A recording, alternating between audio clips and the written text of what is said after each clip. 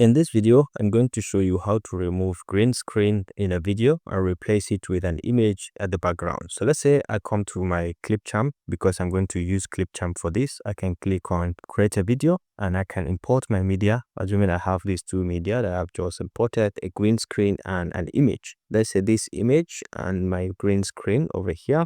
So I can just import both of them. And the first thing I need to do is to add the green screen into the timeline, which I've just done. So you can just click, select the timeline, and you have more options over here. Now you can come to effects over here. All right, you come to effects, can click on effects. You can see a series of effects, but then you can just come all the way to the top here and just click in green screen, and you go to see it over here. Once you click and the green screen is gone, so you have your frame pan ready. You can reduce the intensity of what it is removing, and you can increase the intensity as well to have your own at the removal of the coloration perfect. You can choose what to remove as well. So once you have this ready, you can add the background. So let's say we select on this and make it a bit smaller, and then we can add our background, which is the background that we want. You can come all the way back to your media, okay, and we can add this as well. So we can bring it to the bottom of this.